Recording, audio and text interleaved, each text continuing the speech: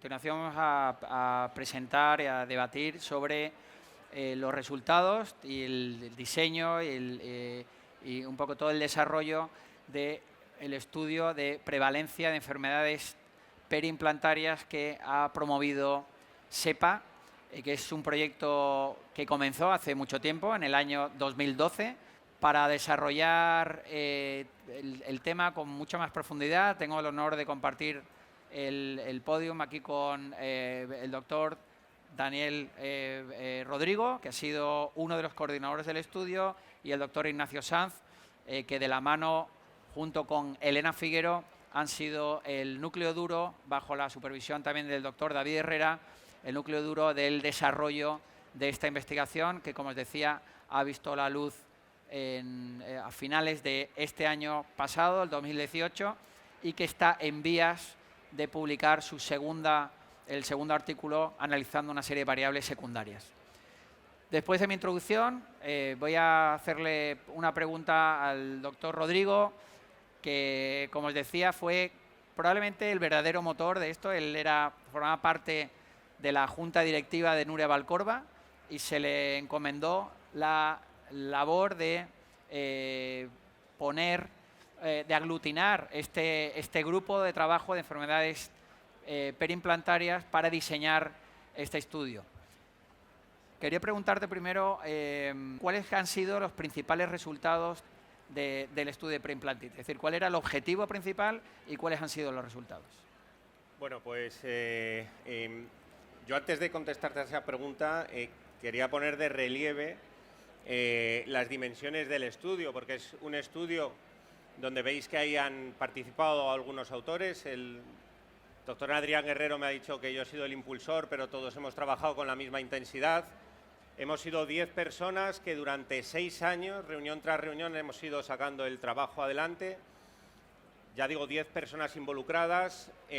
A la hora de coordinar el estudio y sacarlo adelante, en el propio estudio han participado un total de 49 odontólogos que han aportado datos de 275 pacientes, que han supuesto estudiar cerca de 500 implantes con un seguimiento. Bueno, es un estudio transversal, pero son implantes colocados con un seguimiento aproximadamente de 8 o 9 años, me parece que era la media, entre 5 y 14 años. Luego es un estudio que tiene unas dimensiones, la verdad es que son dignas de significar, y agradecer a SEPA y a la Fundación que saquen adelante estos proyectos. En cuanto a los resultados que me preguntabas,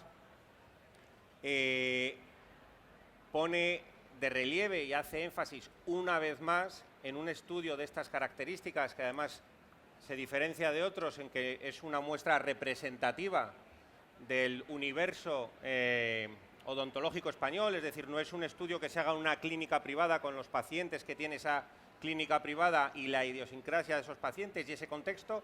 Es un estudio que han participado profesionales de diferentes ámbitos, de diferentes de diferente grado de formación, de diferentes especialidades, de diferentes ámbitos geográficos, y entonces da una perspectiva o refleja de una forma más acertada quizá lo que es la situación global de la enfermedad, de las enfermedades periimplantarias. Se nos arroja unos datos que sin duda hay que tener presentes, porque estos estudios epidemiológicos sirven para contextualizar la situación y dar la importancia y la relevancia que tienen, sobre todo para establecer estrategias de prevención acorde a la importancia que tiene el problema. Y estamos hablando que con este periodo de seguimiento entre 5 y 14 años, la prevalencia de la mucositis periimplantaria a nivel del paciente, estamos hablando de un 27%, y estamos hablando de que la prevalencia de la periimplantitis es un 24%. Un 24% significa que en un periodo de seguimiento medio, es decir, a los 8 o 9 años, aproximadamente una cuarta parte de los pacientes a los que estemos colocando implantes desarrollarán periimplantitis. Como es un estudio transversal, el corte para diagnosticar como periimplantitis es un corte de 2 milímetros de pérdida de hueso.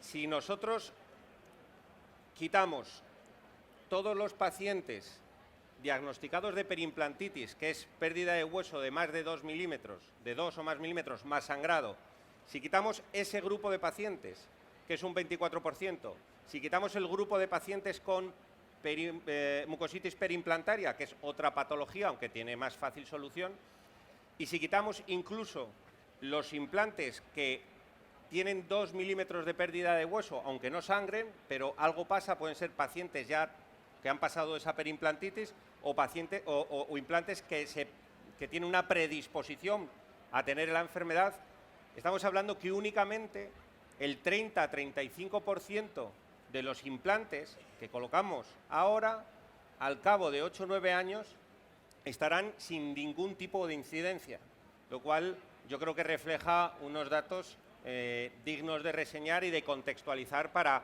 sacar más estudios adelante que se están llevando a cabo, me consta, por la Sociedad Española de Periodoncia y, sobre todo, determinar más o dar más herramientas para investigar esta patología que a día de hoy tiene tintes casi pandémicos en cuanto a su relevancia global.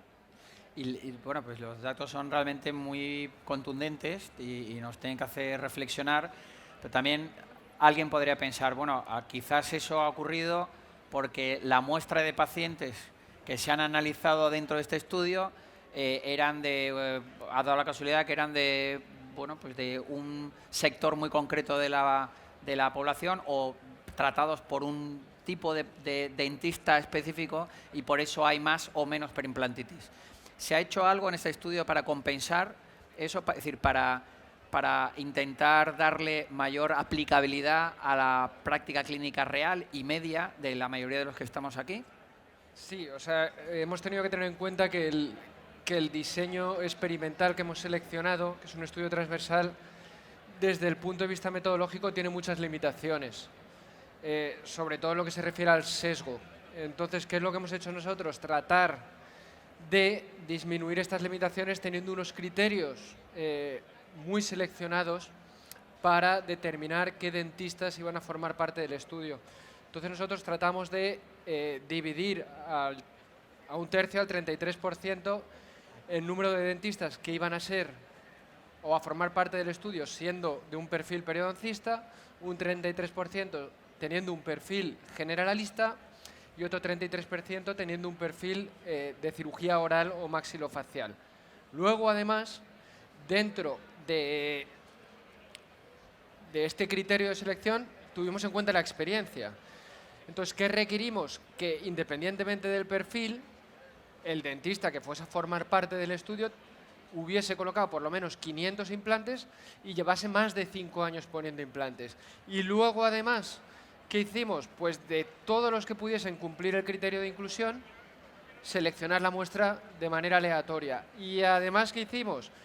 Que hubiese una representación geográfica, de modo que a la hora de seleccionar los profesionales estuviesen representados en el norte, en el centro, en el sur, en el este, en el oeste, de modo que abarcásemos completamente toda la muestra. Esto nos ha permitido ser más exigentes a la hora de tener una representatividad de nuestra población.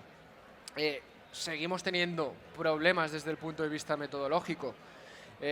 ¿Cuál es el principal problema? El diagnóstico. Es la mayor limitación. Estamos pidiendo que 50 personas hagan un diagnóstico en base a parámetros clínicos. Y esto es fundamental.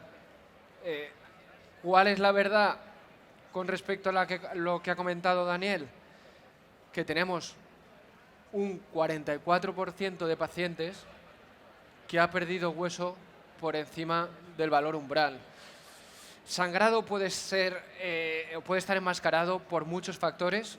Uno principal es el quién sonda. Pero la pérdida de hueso por encima del valor umbral es realmente alarmante. ¿Cuál es el próximo paso? Pues nos gustaría poder calibrar a 2, 3, 4 evaluadores que bajo el amparo de SEPA pudiesen realizar el diagnóstico. Esto es complicado, pero no es imposible. Claro. Entonces es un poco hacia donde tenemos que ir ahora. Yo soy optimista de naturaleza. Como sabéis, en nuestros genes está el optimismo. Y Y yo creo que tenemos que tener en cuenta y mirar atrás que un porcentaje importante de los pacientes, de los implantes que se han puesto, de los que se han incluido en el estudio, se han incluido sin tener en cuenta muchos factores que hoy conocemos. Entonces, cada vez sabemos más. Entonces, nuestro esfuerzo, por supuesto, como ha comentado Daniel, tiene que ser prevención, prevención, prevención. Y la prevención comienza en conocer qué influye en la posibilidad y en aumentar la probabilidad de mantener la salud y poner todos nuestros esfuerzos en conseguirlo. Y con eso no vamos a prevenir al 100% la patología, pero estamos seguros de que podemos alejarnos de estas cifras que, como ha comentado Dani, son realmente alarmantes y preocupantes. Efectivamente. Y estas cifras, de hecho, Dani, coméntanos si coinciden con las cifras de otros estudios realizados en otros países y estudios lógicamente este diseño es único, pero a lo mejor estudios que se puedan utilizar como referencia para comparar los resultados. Claro, aquí lo importante es lo que señalaba Ignacio, es que depende mucho del criterio para definir perimplantitis, la prevalencia varía sustancialmente. Entonces hay estudios donde para diagnosticar perimplantitis están hablando de pérdidas de huesos superiores a 3 milímetros para diagnosticarla como perimplantitis, obviamente la prevalencia baja, y otros con identificar el profesional que había menos huesos sin cuantificar exactamente la cantidad de hueso que había perdido, es decir, que el profesional determine que hay algo de pérdida de hueso, lo diagnosticaban como perimplantitis, con lo cual la prevalencia varía desde un 2% a un 30 o un 30 y pico % en algunos estudios. Sí es importante señalar que las últimas 2 revisiones sistemáticas, si no me falla a mí un poco, alguna más habrá, pero quizá las 2 más relevantes son la de Derks y Tomasi en el 2015, la de Lee en el año 2017, y están hablando de una prevalencia entre el 22% de los pacientes, que es la de Derks y Tomasi, y el 19% de los pacientes, que es la de Lee, que publica 2 años después. Nosotros hemos sacado una prevalencia del 24%, el último estudio de epidemiológico que se ha sacado, lo que pasa es que es a nivel universitario, es del grupo italiano dirigido por Fabio Vignoletti, que hablan de un 34% de prevalencia de perimplantitis. Por lo tanto, varía sustancialmente, pero las 2 últimas revisiones sistemáticas andan en el entorno en que un tiempo medio de seguimiento entre 1 de cada 5 pacientes y 1 de cada 4 pacientes desarrolla perimplantitis. Claro. Bueno, lo que está claro es que desde la clínica tenemos que hacer 2 cosas. Primero, aprender a diagnosticar las enfermedades perimplantarias, es decir, que yo creo que vosotros como expertos me deis vuestra opinión de cómo recomendáis a los clínicos de cada día que hagamos nuestro diagnóstico, es decir, que lógicamente el diagnóstico debe estar basado en una exploración clínica, cómo se debe hacer, cuáles son los signos que nos indican que hay una perimplantitis, pero una perimplantitis de verdad. Ahora ya no estamos hablando de un límite en investigación, que siempre hay que ponerlo y hay que tenerlo como referencia para poder hacer análisis, pero en la clínica diaria, puesto que hay mucha perimplantitis, ¿qué debemos hacer los dentistas para diagnosticarlas? Yo con esa pregunta, si te parece, te la ofrezco para que nos des un poco cuál sería tu orientación a los profesionales en términos de diagnóstico. Pues lo más importante es que hablamos de entre 6 y 12 meses después de colocar la prótesis, hagamos las mediciones iniciales, tanto clínicas como radiográficas. Y el mejor indicador que tenemos para que haya una perimplantitis es un empeoramiento, ¿vale? Un empeoramiento, por supuesto, de las variables clínicas, que son las que me van a llevar a la toma de decisión de sacar una radiografía. Es decir, que si yo tengo un implante que viene a mantenimiento, le sondo, y aquí repito, le sondo el implante, hay que sondar, si no, por ciencia infusa no vamos a ver. Y no supura, no sangra, no aumenta la profundidad de sondaje, puedo estar bastante seguro que ese implante está sano y no tengo por qué sacarle una radiografía. Sin embargo, si yo veo un empeoramiento, es en el momento que yo saco la radiografía, realizo mi diagnóstico diferencial con la mucositis y ya tomo una estrategia. Lo importante es hacerlo cuanto antes, porque cuanto antes lo hagamos, más predecibles vamos a ser en el control de esa patología. Efectivamente. Es decir, que por lo tanto, diagnóstico precoz de enfermedades periimplantarias, empezando por diagnosticar una mucositis. La mucositis es lo equivalente a una gingivitis en dientes. Si controlamos la mucositis, algunos estudios nos han indicado que si no se controla la mucositis hay mayor riesgo de tener perimplantitis. El estudio de Costa de mantenimiento a 5 años así lo demostró. Y quizás, además de ese diagnóstico, antes del diagnóstico lo que hay que aplicar son métodos de prevención. Entonces, ya para concluir el debate y la presentación de hoy, sí le quería preguntar a Dani cuáles son sus recomendaciones también a los que trabajamos cada día con pacientes para aplicar un criterio y un enfoque preventivo a la terapéutica de implantes. Bien, pues en vista de que hoy no sabemos tratar de una forma predecible la perimplantitis, nadie sabe tratarla de una forma predecible, como dices, es clave el diagnóstico precoz y la prevención. Y el diagnóstico y tratamiento de la mucositis con sangrado al sondaje, es decir, que hay que sondar, forma parte de la prevención primaria de la perimplantitis. Entonces, yo a los pacientes siempre les explico que esto es una responsabilidad compartida, es decir, que las dos partes del equipo tenemos que funcionar. Yo tengo que colocar correctamente el implante, tengo que hacer una prótesis higienizable, que además lo destacamos en el estudio, la relevancia que tiene.